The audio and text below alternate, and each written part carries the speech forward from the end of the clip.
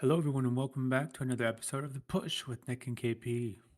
We are back once again to continue our WrestleMania series, this time working on WrestleMania 38, which took place on April 2nd and 3rd, 2022, at the AT&T Stadium in Dallas, Texas.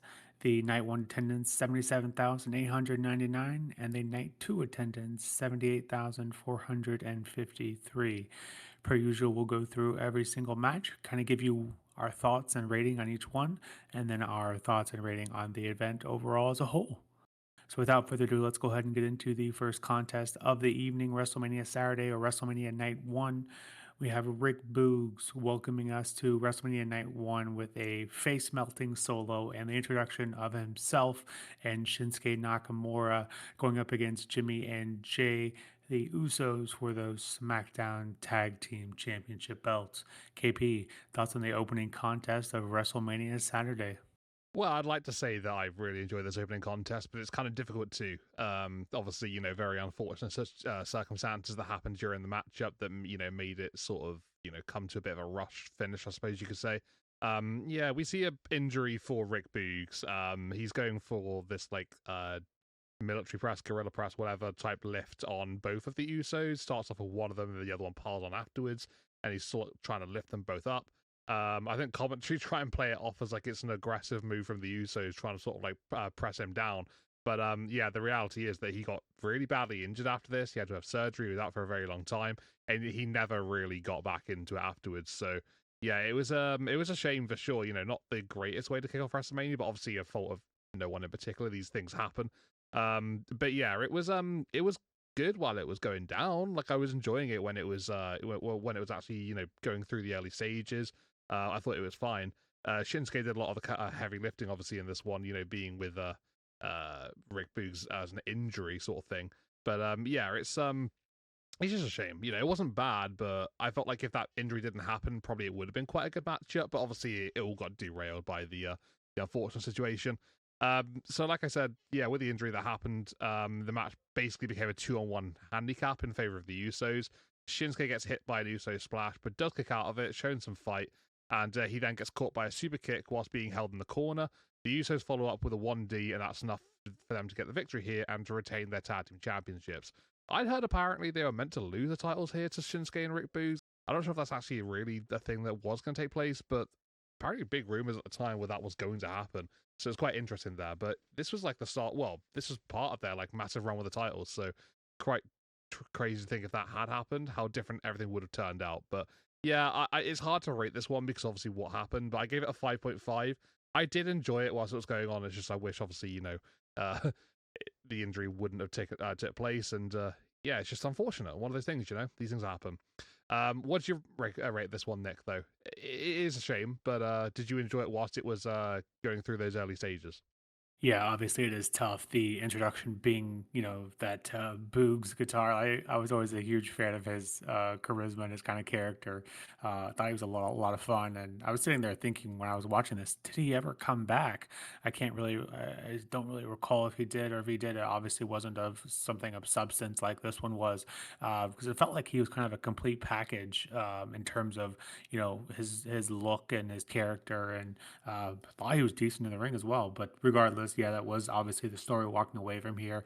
The rumor of the Usos losing here is pretty insane as well because yeah, this was kind of the start or the beginning stages of that whole bloodline saga. So interesting what could have been possibly, but yeah, I thought they did a decent enough job trying to cover it up with the commentary team, and then had you not been paying attention, didn't see the Rick Boogs injury, you just would have thought, the Usos were putting on a tag team clinic, which, wouldn't really put that past them either. They're obviously one of the best tag teams in WWE history for a reason. But yeah, that injury did kind of affect it in the grand scheme of things. And Shinsuke held it down for as long as he could.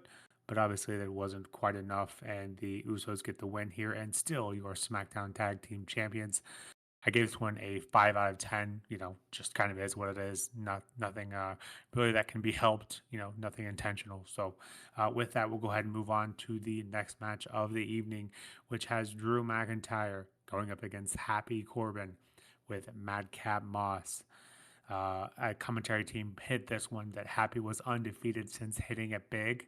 Uh, so definitely a seismic shift in character, and this was actually, believe it or not, KP, a character that I did enjoy from Baron Corbin. So make of that what you will. But what did you make of this contest, the second match of WrestleMania Saturday? It's one of those characters that you're either gonna love or hate. I think it's a weird sort of thing. It's very difficult to really sort of like piece together like how you're gonna rate sort of thing. I didn't mind the character, to be fair. I found him quite amusing at times. Not to say that I absolutely loved the guy, but I thought he was quite entertaining in parts.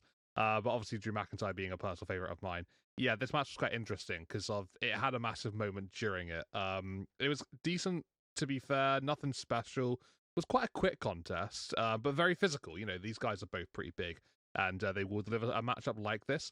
But yeah, nothing particularly was bad about this matchup. It just wasn't particularly standout either. So somewhere in the middle, you know, it did a decent job of doing what it needed to do.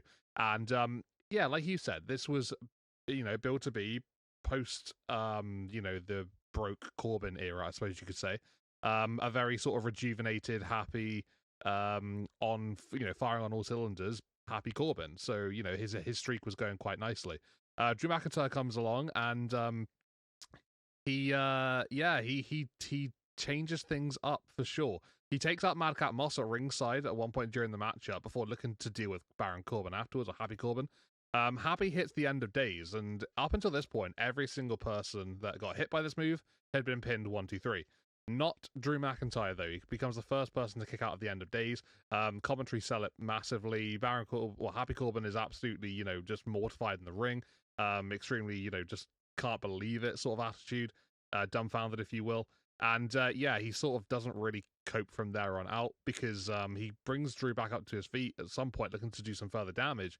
But Drew hits a feature shot DDT, followed by a Claymore, and that's enough for him to get the victory with his one and only finisher. So yeah, it's one of those things. It wasn't exactly like a fantastic matchup, like I said, but it did something, I suppose, and it showed a little bit of you know, humility, I guess, to Happy Corbin after this crazy streak that he went on. Post match, we do see Madcap Moss on the apron though. He looks to hit, looks to get up to Drew McIntyre. Drew sort of like stands away from him, well, just opposite him, and he has a sword in his hand, and he looks to actually hit Madcap with the sword, hits the ropes instead, actually, you know, tears apart 2 of the ropes, cuts them clean in half, and yeah, you know, the ring's a bit of a mess afterwards. So strange post-match segment, but yeah, just waving that sword around, being very dangerous with it and very volatile. But 6.5 I gave this one. Like I said, it wasn't a great match, but it wasn't a bad match. It was somewhere in between. I think that's fair to say. What do you think, though, Nick? How did you rate this one? Yeah, pretty much hit all my highlights there as well. The first kick out of the end of days, and I thought to go fact check that, but commentary sometimes does kind of talk out their ass a bit. But then as I was going to do so, I was sitting here thinking, well, how am I going to do that without watching every single match? I wouldn't know if that's true or not. So just taking their word for it, and in my head, Drew was the first one to kick out of that, so that obviously does make sense here. I just wasn't sure kind of where it was, and Mania seems like the appropriate stage for it. But yeah, the match was good enough, good back and forth. More so than I thought it should have been.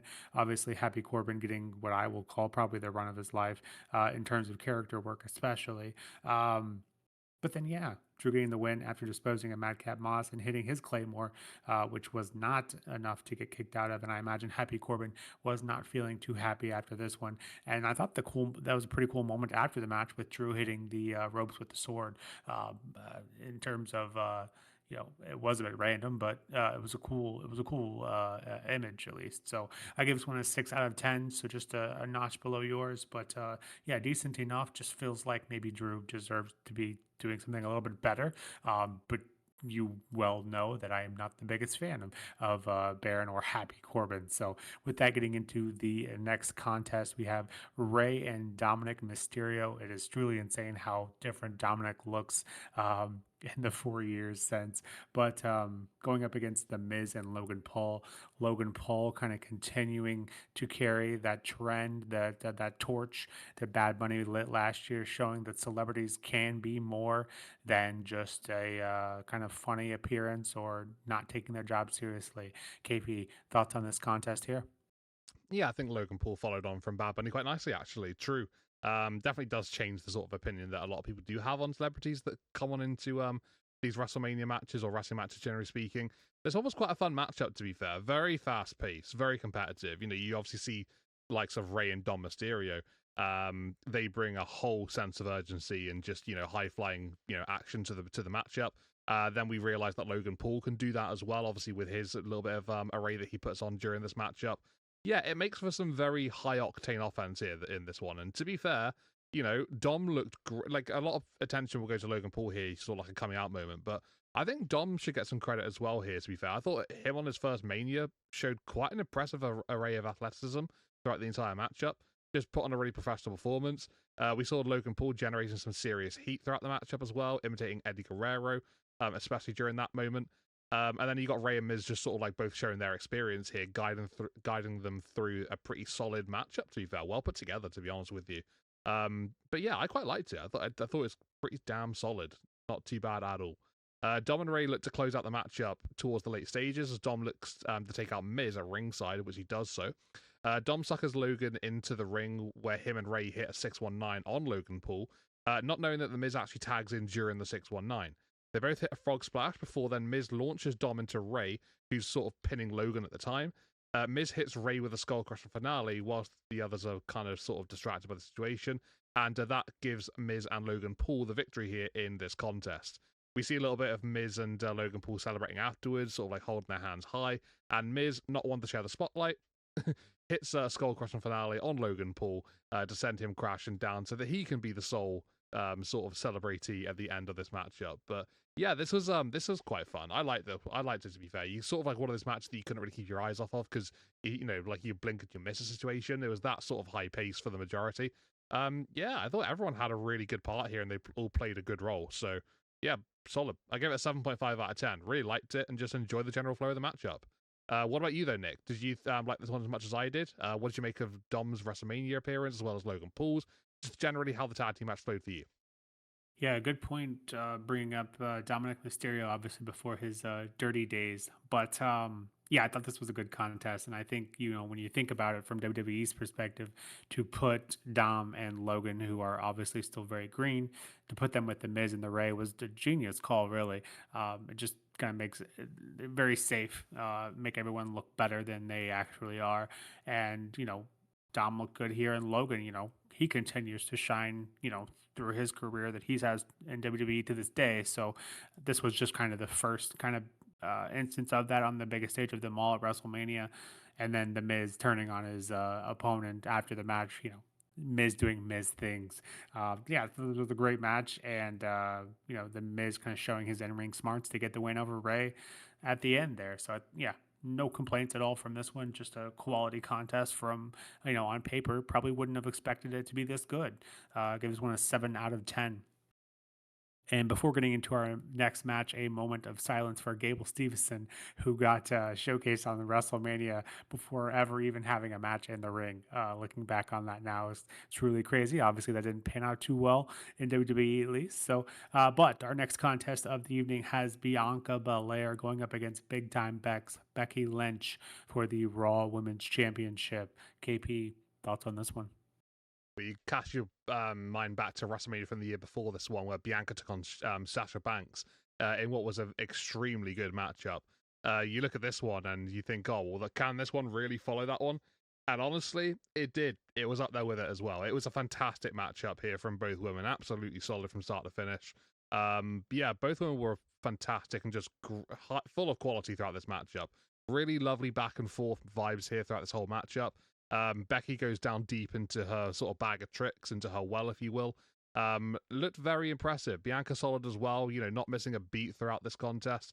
And I picked out a couple of things here as well. Sort of like Becky's manhandle slam onto Bianca Belair on the steel steps on the outside, rolling her into the ring, and then Bianca kicks out at 2. That was quite a cool moment there. The crash out from Becky Lynch afterwards was a great sequence. The reference to SummerSlam at the start of the matchup made for quite an interesting and cool moment, sort of the crowd getting really into it.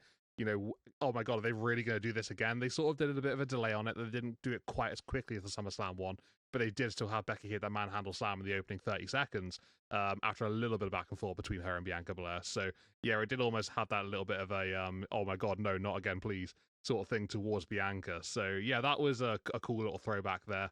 And yeah, just generally speaking, this match was a really good contest with a fantastic showcase of both ladies. Like, they just went out there and just absolutely killed it. Like I say, so many different moves from both women. Some quite unique offense as well, especially the bottom left photo there. Becky Lynch going for sort of like a front flip drop kick, if you will, I guess you could say. Literally hits Bianca right square in the face. So yeah, it was just some innovative offense during this matchup, but some really cool, unique stuff as well from both women. In terms of how we got to the finish in this one, though, Becky has Bianca down and essentially out, but Bianca does keep fighting through the punishment. Becky looks to finish off Belair with a manhandle slam, sort of near the corner of the ring, right by the turnbuckles. Bianca sort of evades it by jumping onto the second rope. Really nicely done. She lands a backflip and then lifts Becky Lynch up for a KOD, and that gives her the victory here to become your new Raw Women's Champion. But yeah, just a solid back and forth matchup here. Both ladies just turning up to another level, putting on an absolute crazy contest. And honestly, for me personally, this was my match of the weekend. It was just brilliant. So much fun to watch, and yeah, just two ladies, just at the top of their game, going back and forth. What more can you ask for, right?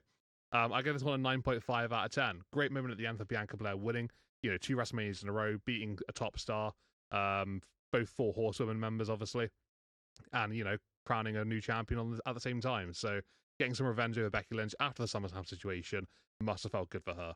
But Nick, what did you make of this one? Top quality matchup, right? Did you think it was as good as, or maybe like around the similar level as that of her and Sasha last year, or am I maybe over-exaggerating a little bit with this? Well, no secret that I am a huge fan of Bianca and her WrestleMania resume to this point, obviously speaking for itself, somehow matching the quality of last year's, her match last year with Sasha Banks. I think this one absolutely does.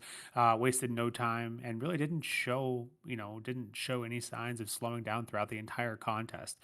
Tons of emotion showed by both women during this contest as well.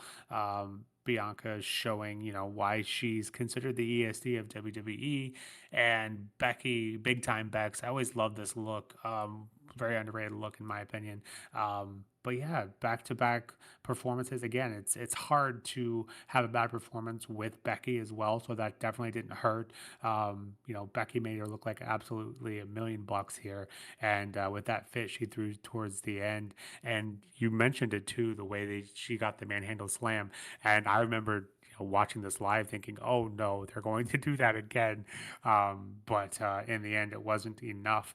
No matter what she came up with, it just wasn't quite enough to take down Bianca Belair. So getting the win here, her first 2 WrestleManias, getting wins over Sasha Banks and Becky Lynch. Not too shabby, and spoiler alert, her third opponent on the WrestleMania stage isn't too bad either. But yeah, it gives one a 9.5 as well, so exact same rating there. Really fun contest, and Bianca just continues to show up and show out on the biggest stage with them all. The next contest of the evening is Seth freaking Rollins going up against a mystery opponent.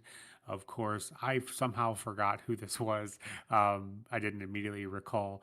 Make of that what you will, bad memory, whatnot. But it does end up being Cody Rhodes, obviously, who was apparently handpicked by Vince McMahon, who told Seth he could find his WrestleMania opponent out when he made his entrance at WrestleMania, like everyone else would as well. So a very cool moment here, and a full circle moment that I don't think a ton of people thought would happen. I think, the surprise was ruined, as most things are in today's era of wrestling. IWC spoiler heavy alert, but still a cool moment to see him in WWE. Love him, I hate him, KP. But you can't deny this was a cool moment. What did you make of the actual match and just the match we got here to see Cody back in WWE? Just quickly note the color of the trousers of Cody Rhodes there, the tights, gold for the Golden Boy. From the start on the return, got to get that in quickly. Regardless of the fact, though, this was a really solid matchup. Yeah, I mean, the build was quite interesting, obviously with Seth and Vince sort of like going back and forth and, just Seth prying for an opportunity to be on the WrestleMania stage. You can't leave out someone like Seth freaking Rollins. I mean, that's sort of something that's happening this year at the moment, and we still don't know what's going on. but he has to be involved in some way, shape, or form. Having him in a match like this just really makes a lot of sense. You know, he's going to bring the best out of somebody, and he's going to put on a good match with someone, doesn't matter who. And why not, you know, a returning Cody Rhodes? You know, he's obviously full of talent. He's very, very good in the ring. And they put on a really solid matchup together. Both men fighting throughout the entire contest here. I say fight because it did feel like a big fight. That's essentially what this one sort of came to be eventually. The crowd were hot. You know, they were loving this one. In fact, the crowd were just good for the majority of the night, to be fair. They were having a great time. They were enjoying it. And across both nights, to be honest, they were a really loud WrestleMania crowd. But it was a really good display from both men, testing each other, pushing themselves to the limit sort of thing. They go from move to move, very competitive. And it's just a pretty fun match as well. It's quite physical. They're beating each other up. They're having a, you know, really solid encounter between the two men. Yeah, I don't really have much to say that's bad about this one. It's just a really good matchup, to be fair, from two men that, you know, are on top of their games. So, you know, what more can you ask for? We get to a stage in the matchup eventually where Cody does hit two crossroads. He sort of lets Seth go before hitting the Dusty Rhodes combo, which leads into the iconic Bionic Elbow. And he then hits a final crossroads, and that gets him the victory here over Seth Rollins. But this one had quite a lot of time. It was a pretty decent length matchup. They had so much time to really go about their whole arsenals and to really showcase what they can do. And I felt like a lot of WrestleMania matches on this card across both nights were kind of similar in that respect. You know, given plenty of time, there was no rushing whatsoever, and just an opportunity to showcase everything these guys can do. And that was the case for this one 100%. So, yeah, I quite liked it. I thought it was a really good matchup. 9 out of 10 from me. Just exceptional, really. Full of quality. Nothing really bad happened. Okay, there wasn't like an absolute stellar moment, you know, besides obviously the Cody return, which is pretty cool. But besides that, yeah, just a really good matchup. No faults from me. Nick, what did you think though? Seth versus Cody. This starts obviously a bit of a trios sort of thing between the two of them, having a series of matches, and yeah, we see Cody sort of performing on all cylinders here at the start of his return. What do you make of it? Well, for the record, I was quite, you got a good chuckle out of me with the Golden Boy dig there. Some things are just never going to change. But yeah, you said it. You said it great. Seth Rollins can't keep him off the WrestleMania card. He's a visionary. He's a revolutionary. He is Seth Rollins, so can't leave him out there. I love the bit with him in the office dancing on Vince McMahon's table. That gaudy T-Rex thing on his wall too. Forgot about that as well. But yeah, a great kickstart to their rivalry that would feed families this year. And, you know, neither man wanting to give up, but in the end, it's hard to defeat the American Nightmare on any stage, but let alone the biggest stage of them all in his debut back into WWE. So yeah, it was just a great match and really just a really, really great moment. Obviously, you know, my memory aside, once I did recall who this was, it was a great match. And, you know, like you said, nothing like super groundbreaking or unique, but just two quality men at the top of their game here. My one nitpick was, you know, this was kind of the beginning of his career in WWE, obviously, but that he had to hit three crossroads. But then I'm kind of arguing with myself, like, well, it was Seth Rollins, it was on WrestleMania, but I do think that was kind of the kickstart to his finisher not being super strong. But regardless, nitpicking, I realize, but still gave it a 9 out of 10. Just a great moment in the grand scheme of things, and yeah, a great start for Cody Rhodes in WWE. With that, getting into the next contest, we have the rowdy Ronda Rousey going up against the 13-time women's champion, the Queen, Charlotte Flair, for the SmackDown Women's Championship. KP, honestly, we're going to naturally compare this match to the Becky and Bianca matchup that was, you know, just 2 matches ago. But with that aside, what did you make of this match? Well, you know my opinions on Ronda Rousey. I'm not the biggest fan of her, to be fair, and you know I'm very critical of what she sort of does in the ring. But what I will say for this matchup here against Charlotte at Mania, this was pretty solid. I quite liked it actually. From sort of like a wrestling purist sort of thing, I claim to be anyway. There's a large array of technical offense throughout from both ladies. They sort of like match that as they sort of like go about their business here, and there's a quite equal sort of matchup in that respect. Both ladies providing a little bit of a different side of their technical skills, but they match up really well together, and it just makes for a really nice flow. So, yeah, the scales just tipping back and forth many times over throughout this one, making for a really hard fought matchup.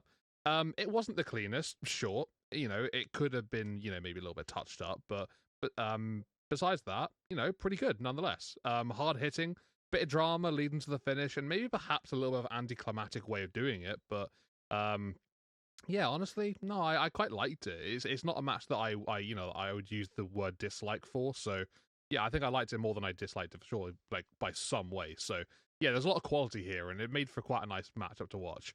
Ronda towards the end of the contest does hit the Piper's Pit, but Charlotte gets her foot on the rope. We then see Charles, the referee in this one, counting to 3, but immediately apologizing and reversing his decision on the spot, saying that Charlotte did get her foot on the ropes, which she did, so fair enough. The referee's making a good decision like that. I respect that.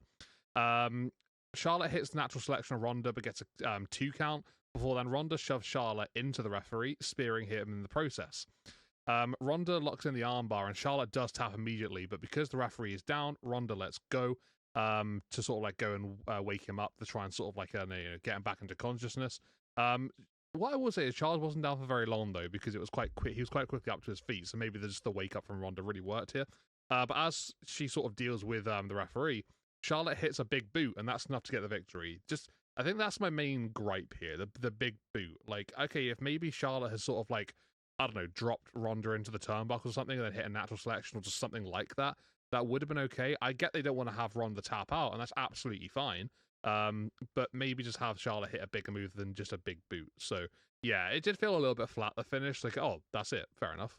Out of nowhere. But it doesn't take away from the fact that the matchup was really good up until that point. It was just solid as hell. So yeah, like I said, not quite the cleanest, but still pretty good nonetheless. I gave it an 8 out of 10. So it's a good match. It's just it could have been a little bit better if you do a couple of things a little bit differently. But no, I liked it for what it was worth, to be fair. Nick, obviously we have very different opinions on Ronda Rousey, but what did you make of this one against Charlotte Flair? Did you feel like it had a nice flow to it with the technical sort of side?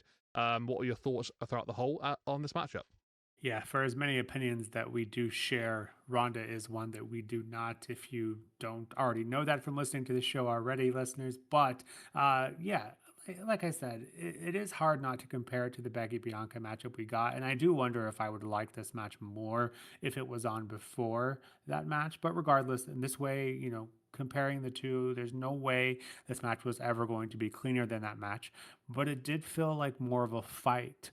I think one reason I like Ronda is because whether it's by nature or not, it comes off as feeling more like a fight, and this was no exception. Obviously, Charlotte has a track record of pulling that out as well when she wants to, making it feel like more of a fight than a wrestling match. And both women, just took an absolute beating here. Ronda's chest showing the damage of those chops.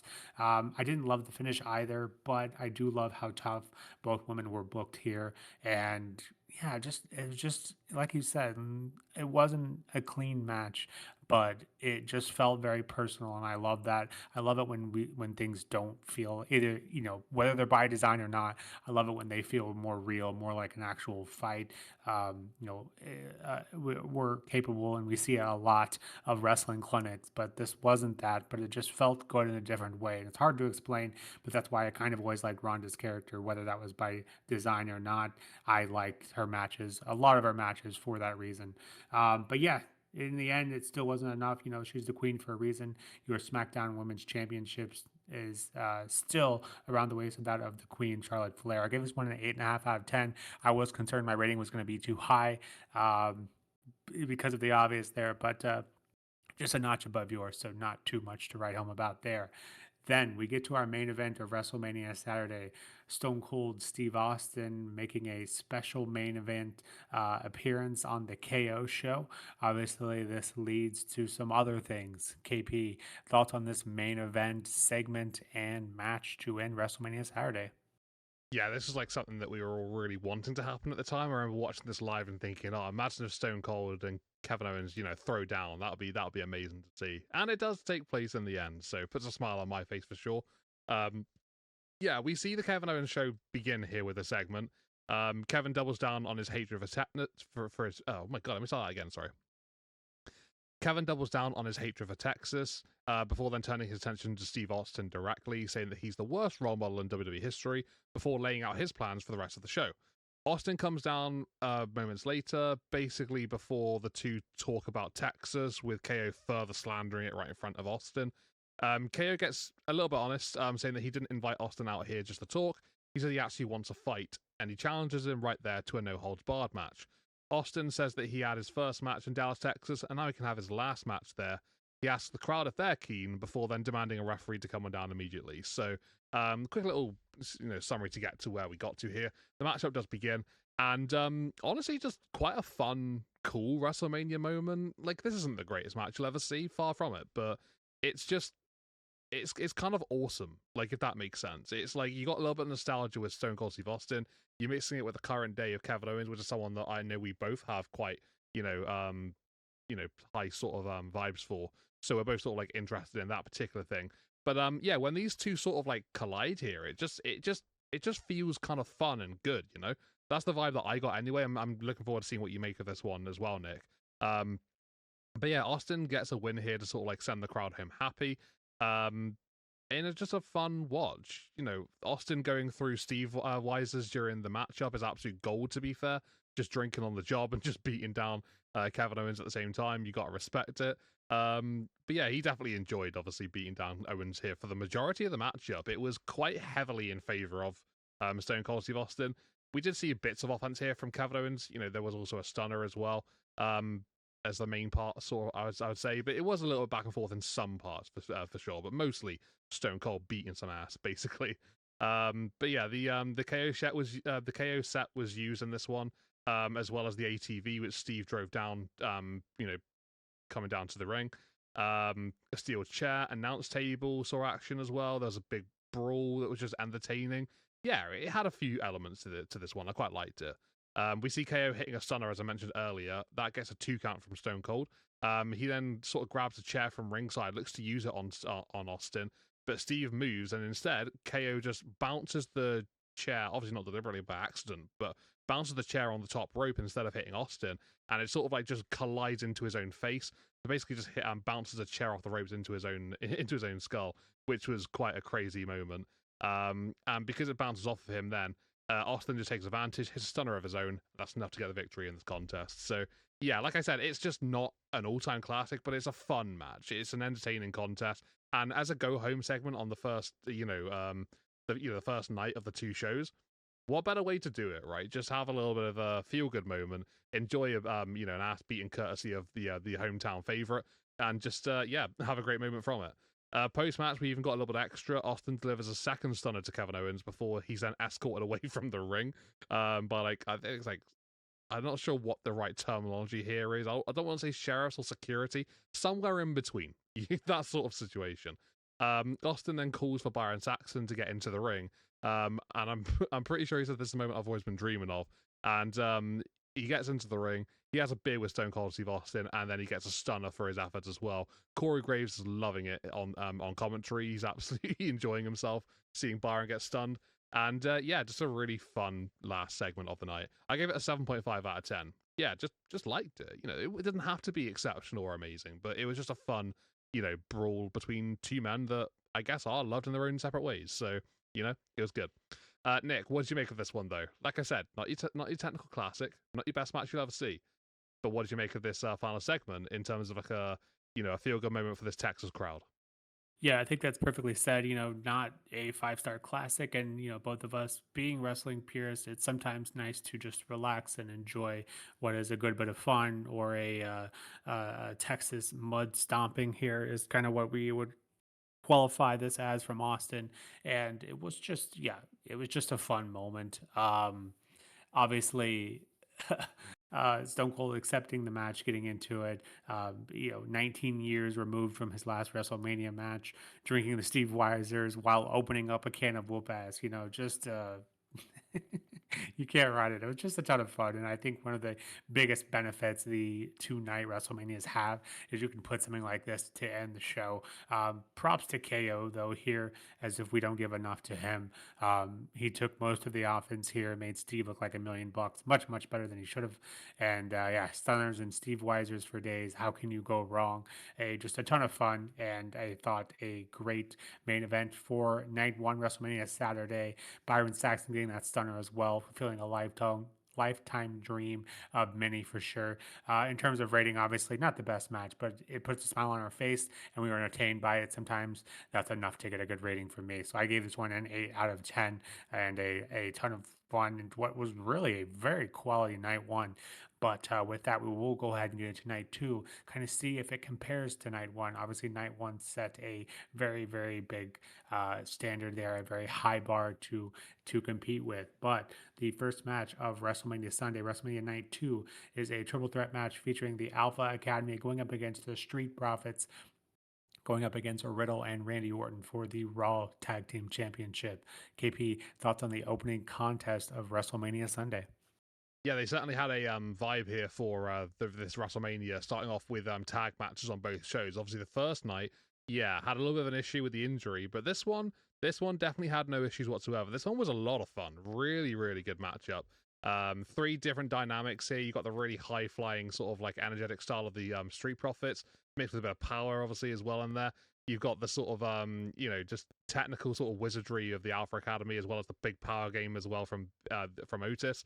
And then you got RK Bro, which obviously, bring a sense of experience from Randy Orton in absolute spades, as well as unpredictability from Matt Riddle as well. So there's a lot of elements here in this match that makes for a really frantic, chaotic, fast-paced, really enjoyable, entertaining matchup. I had a lot of fun watching this one. It starts chaotic as well, and it just really leads into a really, really fun match. The crowd were popping here and there for this one. All six men had, a really strong showing. Great way to kick off the show with a really fascinating, entertaining matchup for sure.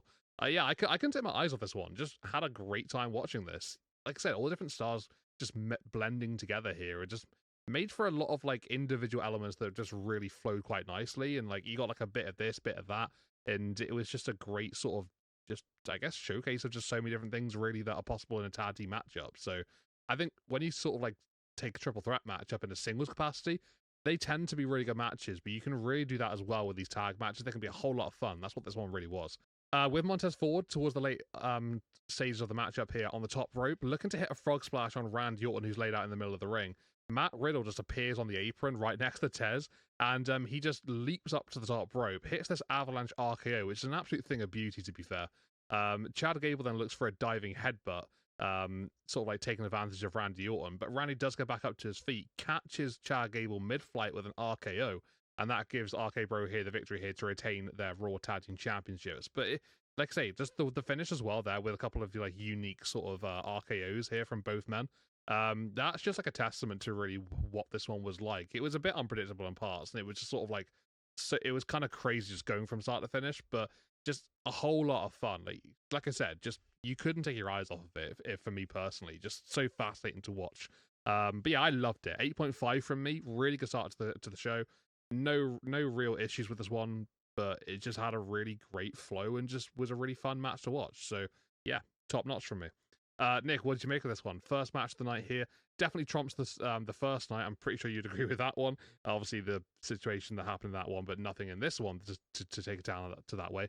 But yeah, what did you make of all three teams and the result and the moment to get the victory here for RK Bro?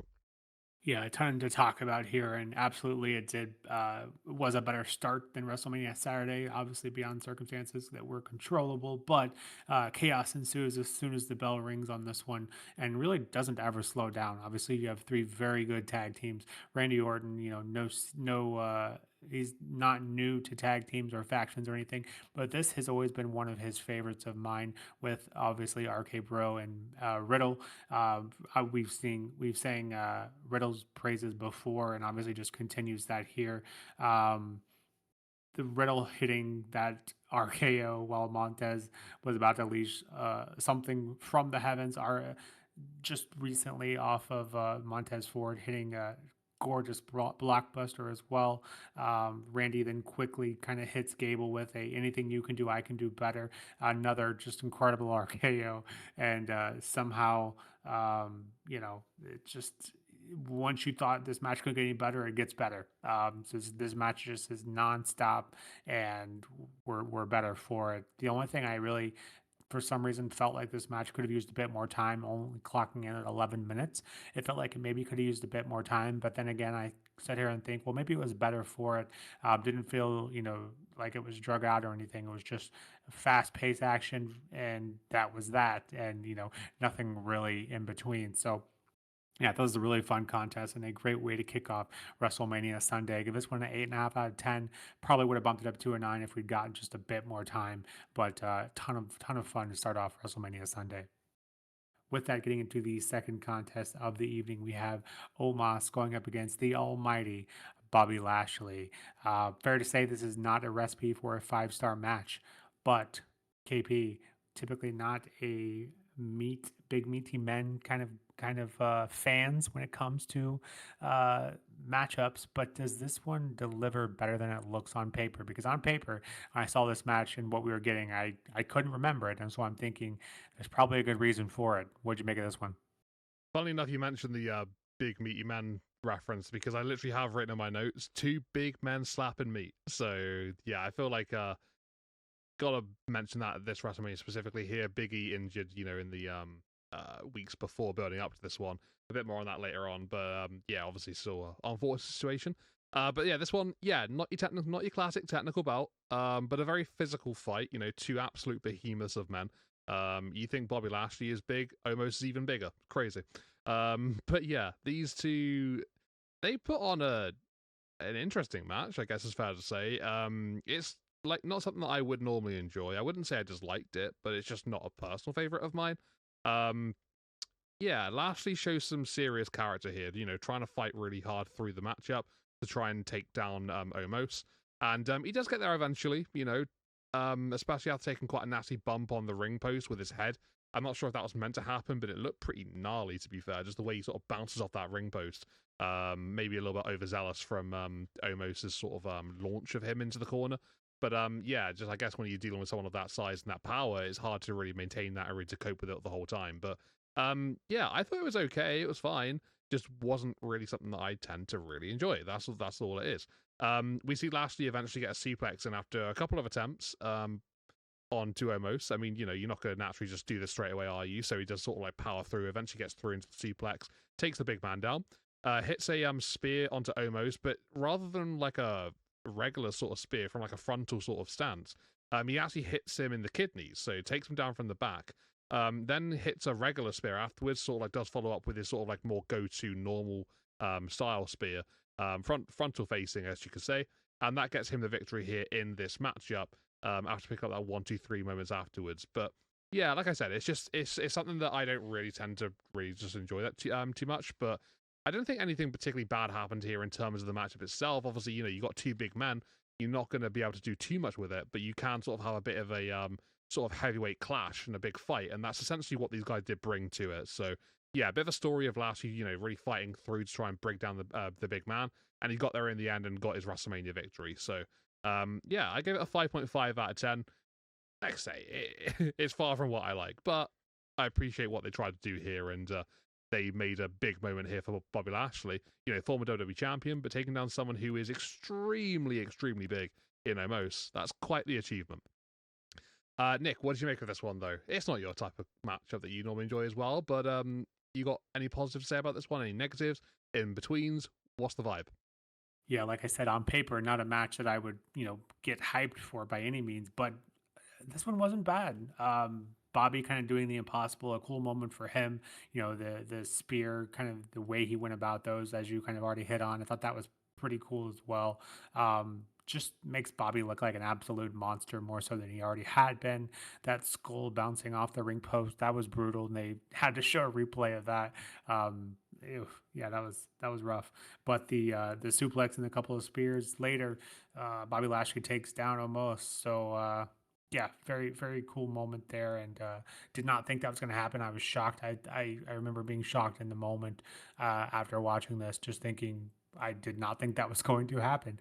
But nonetheless, Bobby's showing while he is a former WWE champion, as you already hit on. So yeah, definitely not my cup of tea, but better than I thought it would have been. Gave this one a 5 out of 10.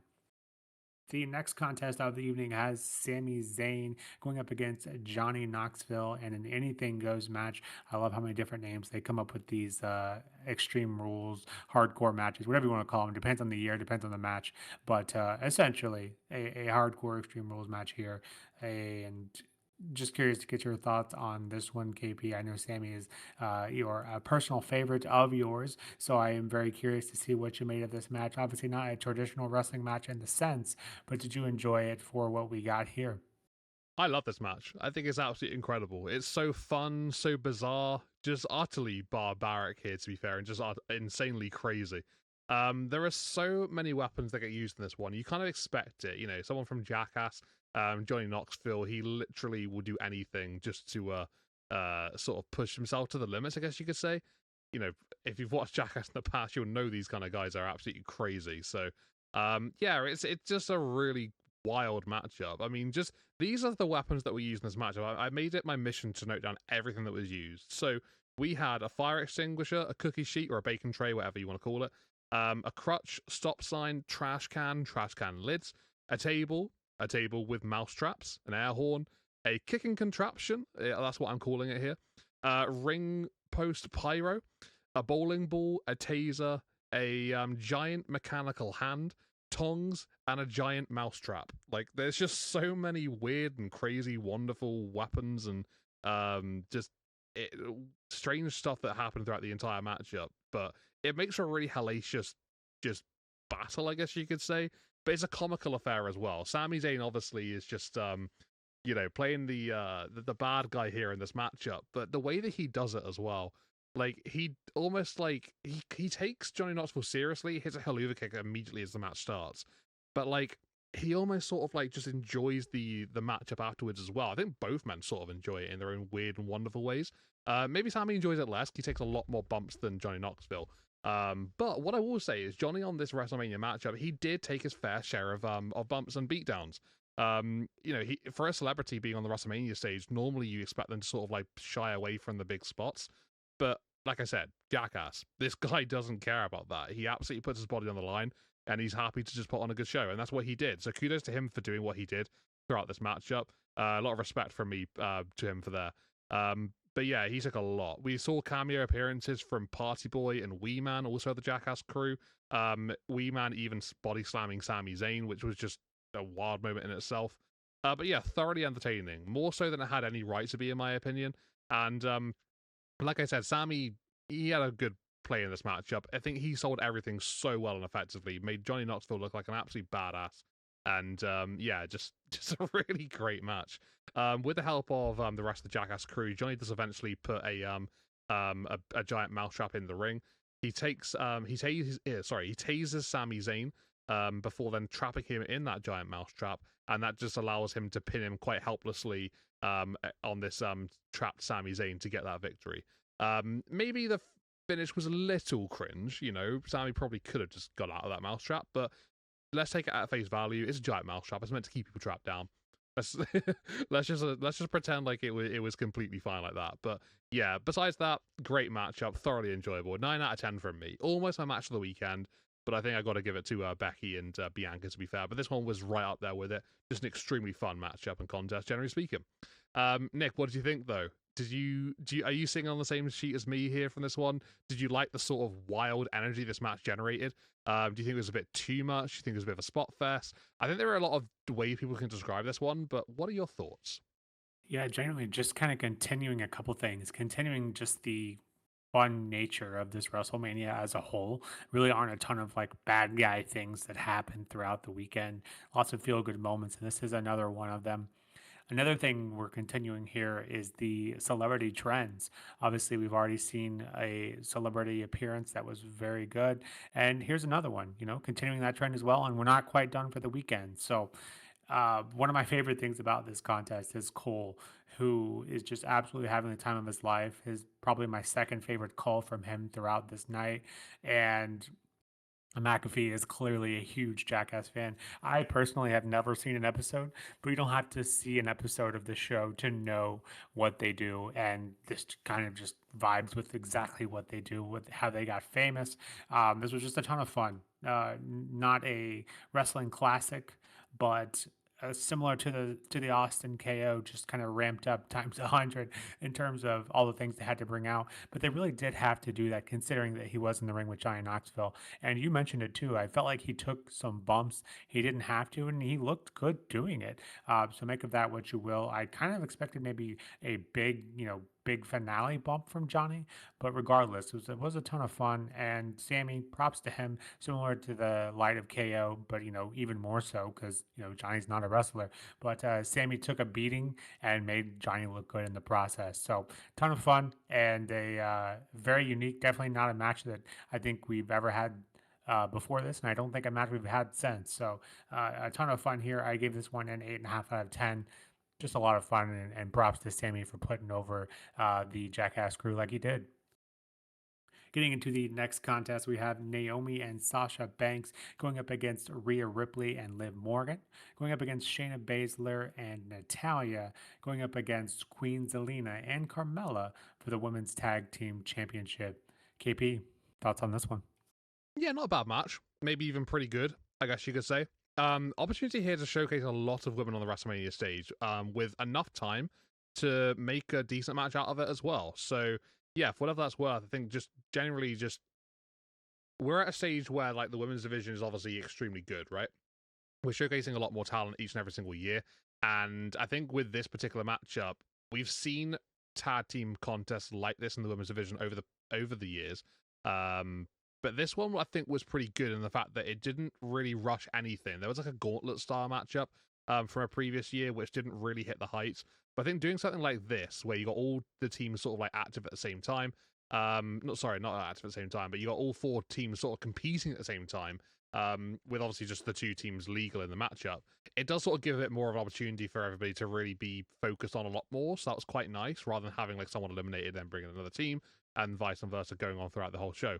But no, this was good. I liked it, to be fair. What it was worth, it was a decent matchup. Lots of close moments here. Nice tag team continuity throughout the matchup as well.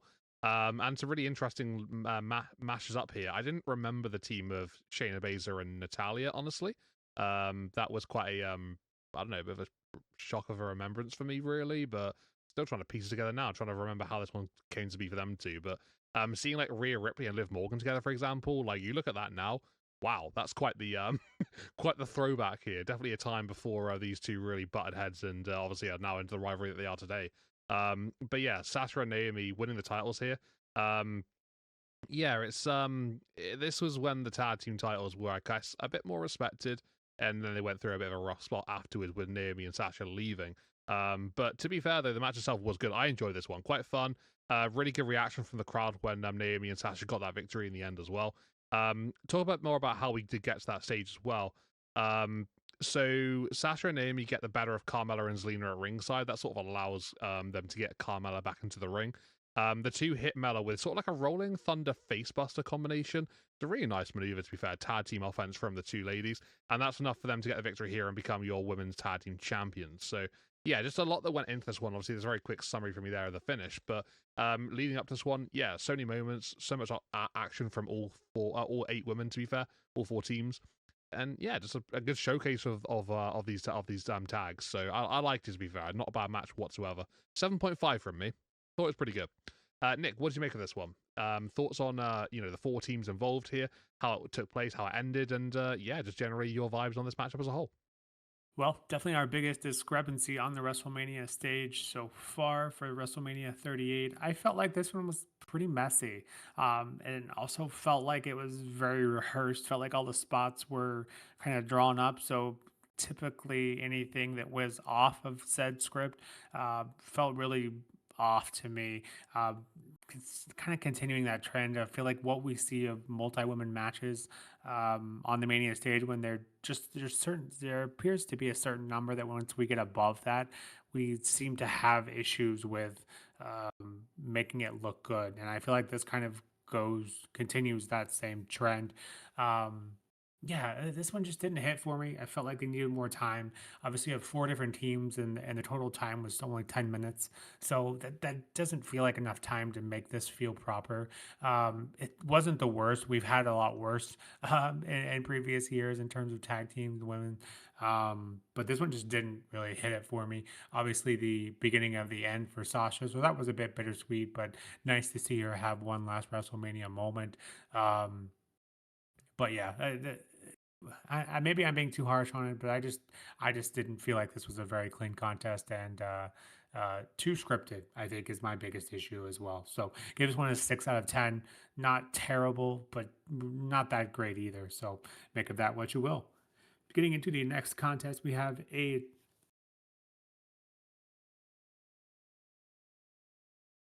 Getting into the next contest, we have Edge going up against AJ Styles. KP, two of the goats in the business. What'd you make of this one?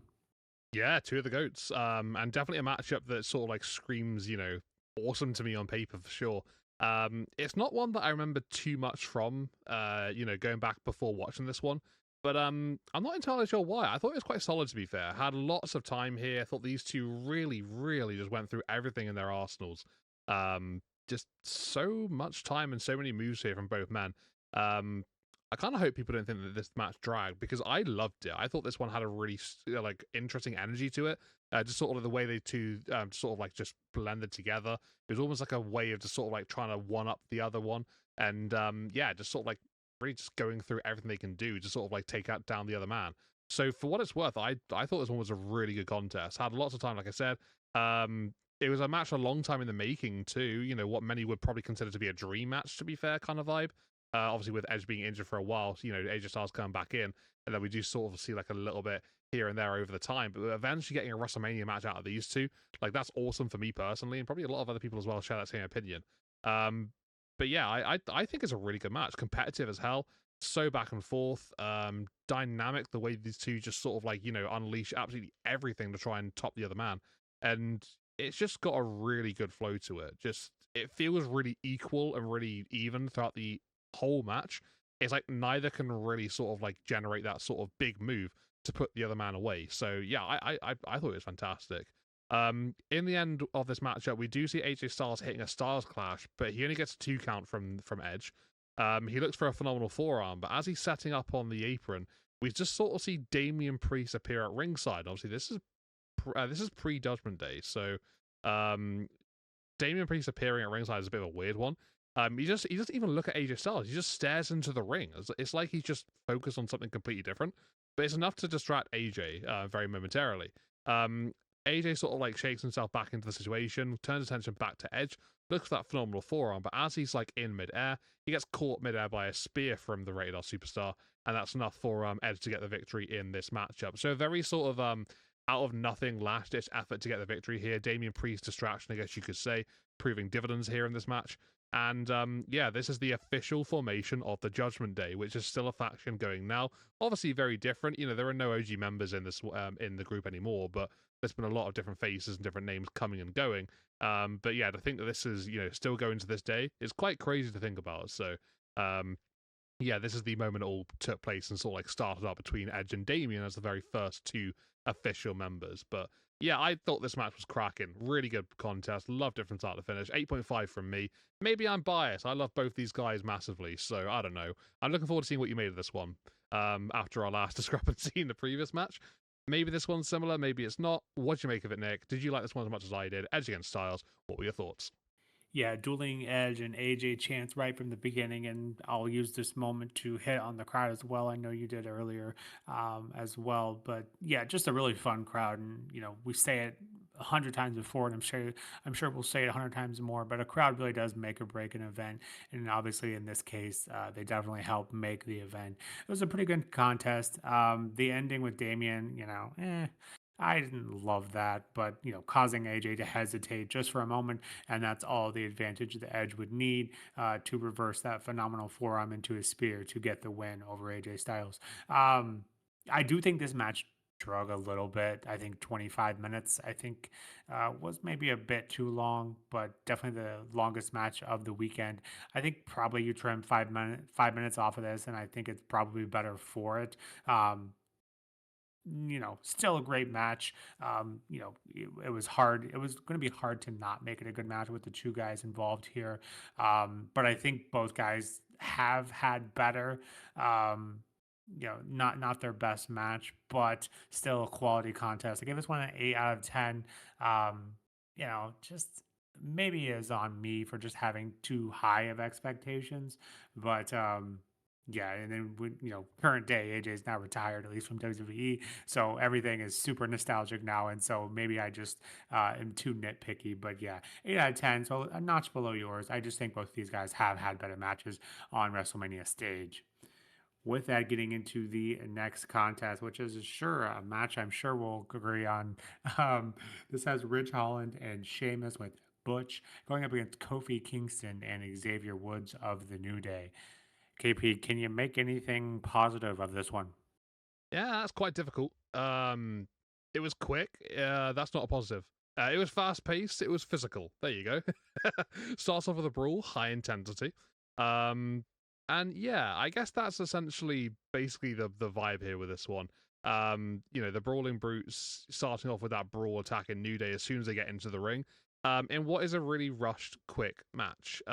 Whether that was down to needing to shave time after maybe some matches that maybe went a little bit over. I know you mentioned that the previous match had quite a long time to it. Maybe that was a reason for it. I don't know. They needed to shave time. Maybe Big E's injury a few weeks before came into play with this one. They wanted it to be 3 versus 3, obviously, and obviously now they've got 3 versus 2. Maybe that was a big sort of point for this one. Maybe not getting the attention that it probably would have got perhaps on the stage. Yeah, I don't know. It's a shame, but yeah, seeing I kind of wish I hadn't watched it, to be honest, but seeing the suplex from Ridge Holland on Big E a few weeks prior to this one, in the sort of like the video package building up to this matchup, it makes me wince, man. Like the what obviously you can be thankful that Big E is still okay in the grand scheme of things. He's fine, he's healthy. Obviously not healthy enough to compete anymore, but like it could have been a lot worse. So I guess you could say that's a big positive there. But yeah, for him to be taking out this matchup, and obviously New Day's Kofi Kingston, Xavier Woods sort of like paying homage to him, wearing the gear that he won the WWE Championship for. I thought that was a really cool moment for sure. But besides that, yeah, a very quick matchup. Nothing really too much to say here. It's a brawl, and then we even have a distraction finish as well in way of Butch distracting the referee from the apron. Sheamus gets into the ring and bro kicks Xavier Woods, and then Ridge Holland hits Northern Grit to get the victory in this matchup here for the Brawling Brutes. So yeah, that's basically all we really wrote in this one. It's not great. I gave it a 5.5. I probably think that's generous actually thinking about it, but yeah, I've got that written down, so I'm gonna stick to it. But yeah, unfortunate. But it was physical, it was quick, and it was a bit of a fight to begin with, which I guess is what the Brawling Brutes are about. So I guess that's characteristic for them. Nick, what did you make of this one? It's not much to unpack, but what are your thoughts? Yeah, maybe I took this one a bit personal. Another big discrepancy in our ratings. Well, first of all, it was crazy how quick this match ended, and unfortunately, not a good match. Really, I don't think for either men here or either team, excuse me. But I suppose you know we know that Big E doesn't come back after this, and I think that weighs in on my opinion about it. Obviously, they're paying tribute to the man with their attires. Um, and apparently, this match was supposed to take place on WrestleMania Saturday. Make of that what you will. So that's one of the reasons why it got shaved for time. And then, maybe the match before or other matches taking too much time as well. Obviously, that was an issue with night one. But I guess the point overall here was to get the Brawling Brutes, over. And I'm assuming that maybe the thought process was that the New Day were maybe no longer going to be a team without Big E. Maybe that was the process that went through this booking decision. That's the only way I can kind of make sense of it. Obviously, that wasn't the case. They're still together now, but yeah, this is an interesting one. And when I say that, I mean just not a good one. Just didn't feel like a WrestleMania match, and we have a lot of those towards our beginning of our this series. The early WrestleManias, and this felt like one that would have been right at home on that stage. And once the match ended, I'm just looking around like, wait, was that it? So that's obviously why I didn't remember much of the match. Gave this one a 3.5 out of 10. Just didn't feel like it belonged on the WrestleMania stage. Getting into the next contest, we have another very interesting one and another quality celebrity guest appearance. KP, thoughts on this match of Pat McAfee going up against Austin Theory with Vince McMahon, just in case you've forgotten how much, or at least storyline, how much Vince had invested in Theory. Curious to get your thoughts on this one. Yeah, first of two parts here for Pat McAfee. This is the for this the first bit. Yeah, this one was quite fun to be fair. I think you look at this matchup and you don't expect an awful lot, I suppose. Austin Theory is a class act. I like this guy. I got a lot of love for him. Got a lot of appreciation. And then you got someone like Pat McAfee who obviously just loves the business. So I guess really you've got two guys that can put on something decent if you think about it. But yeah, maybe didn't quite sort of strike me as that when I was watching this one to begin with. All those years ago. I wasn't too invested in it back then, but looking back at it now, it's actually quite fun, and it's a pretty impressive showing from Pat McAfee. Like I say, the crowd, we've mentioned it a few times, they were hot for this one too. They were popping each time Pat did something particularly impressive. He was showing up and showing out here this one, so got to give him credit for that one. And just was a surprisingly good match. It was a short one, sure, so that's like the main takeaway from this one in terms of a negative aspect, but from what we got in the match itself, the content throughout the contest, I thought it was pretty good. It was pretty fun. We see Theory looking for A-Town down, but McAfee sort of counters into a roll-up. He rolls up Theory to get the victory in this contest, sort of like a sneaky little victory here for Pat McAfee on the WrestleMania stage. But he shows some signs of athleticism here. He jumps up to the top rope, hits a big superplex, goes back and forth with Austin Theory, takes some bumps and stuff from here and there. And yeah, it's just a pretty solid, cool performance, I guess you could say. Nothing special. It's quick, so it's not going to be anything crazy. But it was good. It was fun to watch. I gave it 6.5 out of 10. So, yeah, not bad for sure. I quite liked it for what it was worth, to be fair. Nick, what did you make of our first half of Pat's involvement here on WrestleMania Night 2 up against Austin Theory? How impressive was he for you? And yeah, what did you make of this matchup, generally speaking? Yeah, I mentioned earlier this was Michael Cole had two great calls, and I feel like this was the other one. He starts off this one by saying he's going to do his best to be unbiased, and he was anything but. He was extremely behind Pat McAfee, as he should, as the rest of the crowd, Dallas crowd, were firmly behind McAfee. And of course, that makes sense as well. No one's going to root for the handpicked talent by the CEO himself. Pat continuing this trend of celebrities showing up and showing out. It does so here to do it on Mania of all stages as well. Quite the feat. Obviously, he is an athlete by trade, so another sense of an athlete taking quick to the wrestling business. I thought this was a great showing from him. And better than I think most people probably would have thought. He goes further and then even gets the win over Austin Theory to one of the loudest pops of the weekend. Just basically taking place during this match. But in terms of this match, I gave it a 6.5 out of 10 as well. Was just a ton of fun, probably better than it had any right to be. But as you mentioned, there was a second half, and this particular contest or moment, if you will, I kind of consider it more of a moment than a match. But we'll go ahead and review it for all intents and purposes here. We basically get Vince versus Pat. Vince is not happy, not pleased with Theory's performance, takes his jacket off, and he has his tank top underneath it. KB, thoughts on the second match? Obviously, not quite as good, but damn, it delivered some funny moments. Not quite as good as the match before. No, it wasn't. Of course, we both know that. In terms of the match content itself, from bell to bell, yeah, terrible. If you can call it a match, to be honest. Quite shambolic and just a way of Vince having an unnecessary WrestleMania matchup, I guess you could say. The matchup essentially is just Theory attacks Pat before the match officially begins. Vince toys with Pat McAfee before basically Pat attempts to eventually fight back. But as he sort of does so, Theory just pulls Pat into the ring post. You can see on the top right corner there. Yeah, sort of like hitting him where it really hurts. And then we see Vince he gets given an American football by Austin Theory. He punts the ball into Pat McAfee's midsection. And that is enough for him to get the victory in this contest. So I think the only real other offense in this one that I haven't mentioned was the Vince sort of like throws him into the corner at one point, and there's like a couple of like shoulder tackle-esque clothesline maneuvers. I don't know what he's actually trying to do there, but he just sort of runs into Pat. That's basically the majority of it. But yeah, that's essentially all the match really was there. So in terms of the match content, a 1 out of 10. We did see a little bit afterwards, though, from Stone Cold Steve Austin, who comes down to the ring and he hits Austin Theory with a stunner. The stunner is sold incredibly by Theory, by the way. One of the best stunner sales you'll probably see. He then goes to share a beer with Vince, quotations there, before then hitting him with a stunner, which is arguably the worst stunner that is sold in history. You go from one opposite to the other here in this one. Yeah, the stunner is a god-awful sell, but it's funny. Like you said, there's a couple of funny moments here, and that is definitely one of them. Austin celebrates with Pat McAfee afterwards before sharing a beer with him, and then he hits him with a stunner as well, and then we get that iconic image of Pat McAfee just drowning himself on Steve Weiser on the outside of the ring. So, yeah, it's in terms of the entertaining aspects after the matchup, you're probably looking like a really good rating for this one. Just pretty solid and fun. But the matchup itself was terrible. It was god awful. So yeah, I'm sticking to the 1 out of 10 for the match. It didn't need to happen.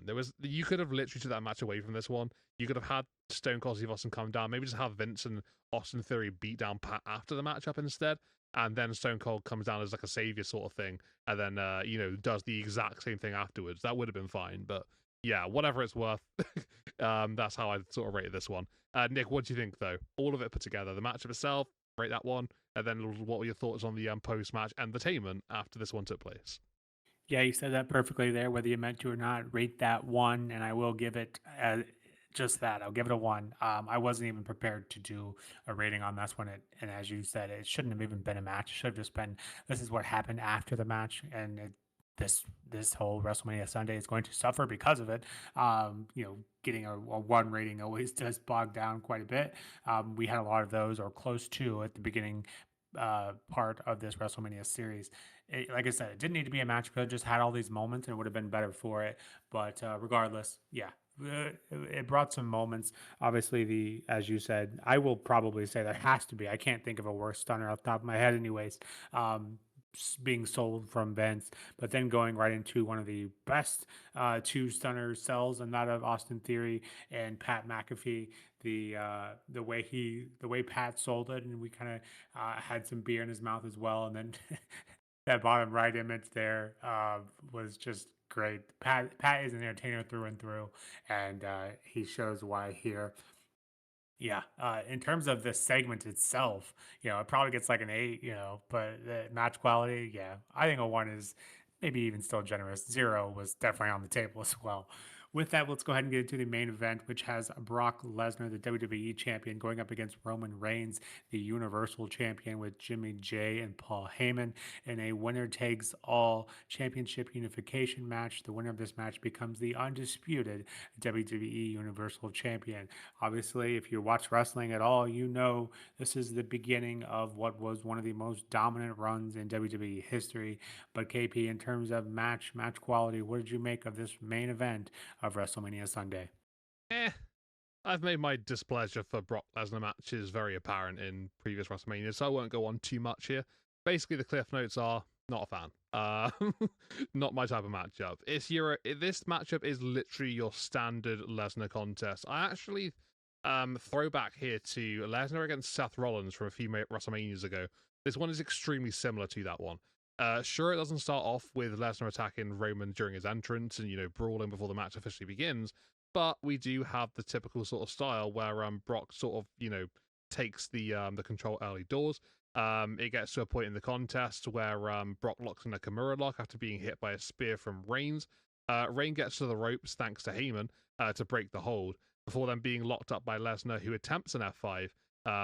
And then Roman escapes it, spears Lesnar to get the victory in this matchup. But prior to this one, there's a low blow which changes the direction. And that's why I mentioned the Rollins match from previous WrestleManias ago, because that's what happened in that match too. A low blow changed the direction of the contest. It allowed Seth to get back into that matchup. And then that low blow in this one, after that sort of interaction with the referee in the bottom left picture there, that sort of allows Roman Reigns to get back into this matchup full and properly. So yeah, it's okay, it's fine as a Mania WrestleMania main event, a unification matchup for both world championships. it's a massive letdown. It's not a good contest whatsoever, in my opinion. But if you like this kind of matchup, then okay, fair enough. You like your 1, 2, 3, A, B, C, all that kind of stuff, and that's absolutely fine. You're allowed to do that. But I like something that's got a bit more variety, a little bit more sort of unpredictability, something that's maybe not just a copy and paste of something we've seen beforehand. And that's very much what this match is if you have watched a Lesnar match of any description at WrestleMania before. So yeah, it's just not for me personally. It's physical, sure. That's the main vibe of this matchup. It's a match a few moves, but it's not the best match on the card by any means. And it's not a classic either. I gave it a 5 out of 10. That's right. I preferred the Brawling Brutes match. Come at me. In terms of you, Nick, though, what did you make of this matchup? What did you think? Was it a WrestleMania unification world title matchup, in your opinion? Did it live up to the hype? The biggest match of all time? What do you think? Yeah, the biggest match of all time, biggest WrestleMania match of all time. They certainly booked themselves into a corner by using some of that verbiage there. Um, Yeah, this is more of the same. We've seen this matchup so many times. It feels like it's even on the Mania stage. I want to say this is the third or fourth time we've seen this on the Mania stage alone. And of course, it's in the main event. I both of these men, very familiar with the main event scene. And that's why I think it comes across as just super super boring, lazy, same old formula that we've seen in the past. Slightly different, I guess, but not really. We see, Suplex City. We see Superman punches. We see F5s and spears. Um, that is what it is. The difference, the one difference here being, it's for both titles, and I guess one more difference being is Brock is more of a face here. So, yeah, uh, it is. It's just kind of there. Um, I guess I give this one a 5. That feels generous, but at least you can't deny that it was a big moment. And like I said earlier, this was kind of the kickstart of what was one of the most dominant heel reigns in WWE history and the Tribal Chief. But in terms of a great match, that it was not. 5 out of 10 from me. KP, WrestleMania 38 in the books. Curious to get your thoughts on the night one versus night two ratings on each, and then of course an overall rating, and we will get this one wrapped up. It's a pretty good WrestleMania. Like, if I have to quickly put an opinion there pretty quickly, I quite liked it, generally speaking. There were a lot of matches on this card. I mentioned it earlier on in this video. A lot of these superstars got a lot of time to really go with what they could do. Sure, that wasn't the case for all of them, but for the majority, that was the case. I think they had quite a lot to play with, and they really showcased what they can do. Standouts for me across the course of WrestleMania weekend here for WrestleMania 38.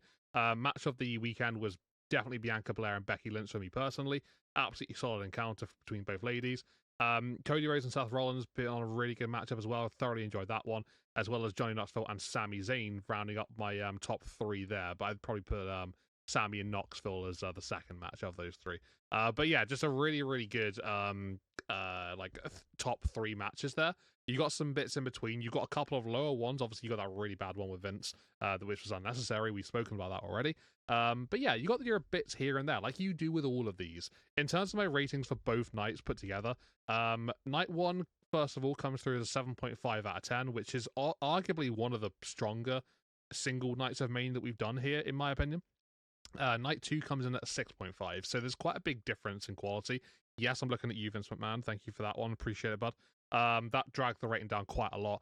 So yeah, it's one of those things. And obviously, you got a couple of other matches which didn't quite live up to the hype maybe they could have got, which is a shame. The main event being a pretty poor one on night 2 as well. So some contrasting things there.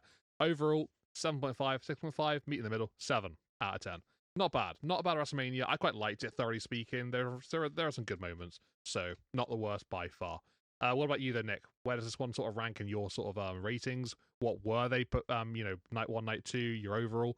Let's hear what you made of 38. Yeah, quite the difference.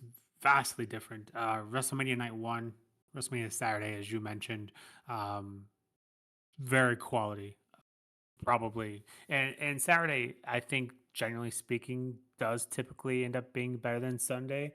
I think last year was the first year, last year in real life, of course, being WrestleMania 41 was kind of the first time I felt like Saturday didn't just knock Sunday out of the park. This was not an exception. Just night one was just super super consistent. Didn't have any lows, and everything was either above average or better. Um, Genuinely throughout the entire card.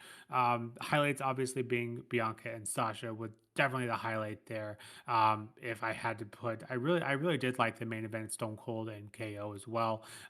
And Cody Rhodes and Seth Rollins, it just really wasn't a bad contest. You take out that opening contest, which really wasn't like an issue of the what was booked. It's just the circumstances that we were kind of put on. But we've definitely seen WrestleManias with much lower matchups, and those were by design. So make of that what you will. WrestleMania Sunday was a completely different story for me. If I didn't hit the rating on WrestleMania Saturday, 7.6 for me, which, like we said, a very high rating. WrestleMania Sunday comes in at a 5.7, so a very big difference there. The only highlight of this entire evening for me in terms of match, it has to be Sami Zayn, Johnny Knoxville. I felt like Edge and AJ Styles kind of underdelivered. Pat McAfee and Austin Theory was fun, and provided some good moments, but a good wrestling match and all of that, it really wasn't. And then that main event, yeah, just kind of a very meh feeling. But so overall, they balanced each other out to a 6.5. I feel like it had potential to be obviously much better, but night two definitely bogged it down a bit. But enough from here over at the push with Nick and KP. What did you all make of WrestleMania 38? We'd love to hear from you. What were your favorite matches? What were your least favorite matches? And we'd love to hear from you as to why you liked it. Which night did you like better? We'd love to hear from you. As always, don't forget to hit that like and subscribe button, as that does help us out quite a bit over here. And until next time, this has been The Push with Nick and KP. We'll see you soon. Take care.